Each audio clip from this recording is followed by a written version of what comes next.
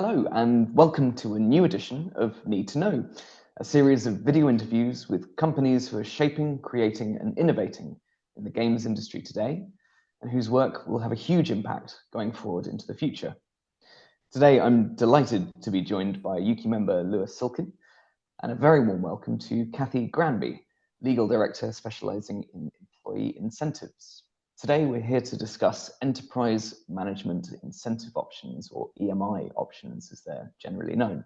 Now, EMI options are becoming extremely popular with indie game developers as a method of incentivizing and rewarding employees using shares rather than cash. And Kathy's here with us for 15 minutes or so to give us an introduction into the benefits of EMI options and what studios really need to know if they want to use them. Hi, Kathy. Good to have you here with us. How are you doing? You okay? Hi, Leo. Thanks very much. Great to be here. No problem. No problem. Firstly, can you explain to us what are EMI options, please? Yes, of course. So essentially, an EMI option is a type of share option that smaller companies can grant to their employees, and they can benefit from really significant tax savings as long as certain conditions are met. It's essentially a type of employee share incentive that's become hugely popular with indie game studios and startups more widely for a lot of good reasons. And maybe I'll just pause there just in case anyone's not sure. A share option is a right to buy shares in the future at a price that's fixed today, and that's subject to certain stipulated conditions being met, like an event happening or a performance milestone being achieved, or even just a certain amount of time passing. So it's a really great way of giving employees a slice of the growth of the business. And EMI options are essentially share options that qualify for some very significant tax savings. Broadly, where an employee exercises an EMI option and they buy the shares, they can benefit from capital gains tax treatment on any increase in the value of those shares since the time they were granted their option. And that's basically a rate of 20% or potentially even 10% instead of employment income tax and national insurance rates, which are much higher. So there can be an incredibly valuable incentive and far more tax efficient than cash bonuses. Okay, that's interesting. I mean, so do EMI options have other attractions for game studios, or is it just about tax? Yep, absolutely. So tax savings aside, EMI options can be a really great tool for essentially incentivizing key talent to stay with a studio until the time they can exercise their option. And for many indie game studios, that time will be fixed as the time when the company is actually sold to a third party.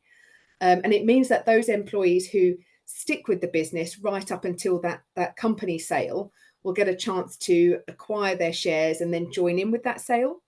And so they would get to share in the sale proceeds alongside the company's shareholders. So it really acts as a very powerful retention tool. And it could be a great way of rewarding employees for their loyalty and their hard work when the company reaches its goal. And they're very flexible as well. You could attach additional performance conditions to them if you wanted to. And you could set the price for the shares at a level that works for you as the company. And the price that the employees pay to acquire their shares is normally set at a very low and attractive value. They also have quite a few advantages over using upfront equity, so where you acquire shares at the outset, and those advantages can apply to the employer and the employee. The first one really for the employer is that the employee won't get any shares upfront when at the time the option's granted. So that means the studio can really keep control of their share capital all the time that the option remains unexercised. Now, in practice, many studios do actually set up their options so that they can be exercised only if a sale opportunity comes along, which is the time that the option shares will be bought and then immediately sold after that. And that's called an exit-only option. And that means there are no concerns around employees becoming long-term shareholders. And it's not necessarily a problem for employees to hold shares, but it does add complexity in terms of things like shareholder votes, dividends, and what to do if the employee leaves the business. From the employee's point of view, they don't have to pay anything upfront. So granting an EMI option is really risk-free for the employee.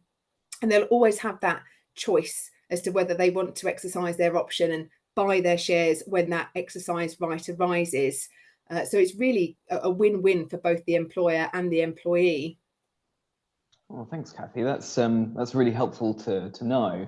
And what sort of things should a game studio consider if they're thinking about an EMI option scheme?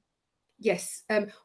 Firstly, studios would need to check that they meet the eligibility criteria for EMI. There's quite a few conditions that you would need to meet, conditions relating to company size, its group structure, its shareholdings, the activities that the company carries on, its employees, and the option grants themselves. Another important factor is timing. So the earlier that you set up your EMI option scheme, the lower the value of your shares is likely to be when you grant the option. So essentially, the greater that sort of tax qualifying gain and the retentive impact that they should have. And if you get too close to a sale, there does come a point where you can't grant them at all. So it does pay to sort of plan for it early. I should also say that in relation to the implementation process, there are also quite a few sort of common pitfalls that companies can fall into. Valuation is one. So you do need a proper valuation that you can rely on, and that needs to be based on all of the facts and circumstances. And it's best that you get that agreed with HMRC. The paperwork is another one. So that's an area that we do see companies cutting corners on and falling down on all the time. So this is a highly specialized area. So using standardized templates and signing grant documents without tailored legal advice, unfortunately, does carry risk because the EMI requirements are so particular. At worst, the tax advantages can completely fail, and typically that would actually only be discovered at the point of the exit. And a failed EMI scheme at exit would be really something to avoid. So we do actually offer EMI scheme health checks, and we spend quite a bit of time working with companies to fix their schemes that they've put in place. And I can't emphasize enough that the tax breaks really do hinge on getting the details right. So any studio would be very well advised to seek specialist legal advice if they're going to put in place one of these schemes. So it sounds like there's actually quite a lot to be gained from making sure that the scheme is put in properly. Yeah. Then. So I guess what if a studio can't grant EMI options? Are there any alternatives for them at all? Yep, absolutely. There are various other types of share incentives that can support what a company is trying to achieve. And there are also other routes to achieving tax efficiency with equity as well. But I would say there's definitely no sort of one size fits all model. So what's right will really depend very much on the individual company and its circumstances. And I have conversations with companies on a daily basis about this. So I'd be very happy to talk to any employer to help them decide on what the right scheme is for them. Absolutely. Well, thank you so much, Kathy. I guess studios who are thinking about their employee incentive schemes, it sounds like EMI options are quite an interesting option to consider, all things brought together. And clearly from what you were saying, there's some potentially very significant benefits to be gained from these schemes, both for employees and employers.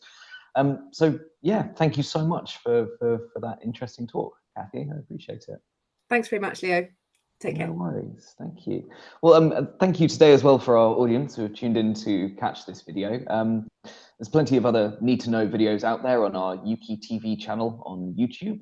And if you're watching this and considering EMI options or want to learn more, do feel free to get in touch with Kathy at Lewis Silkin.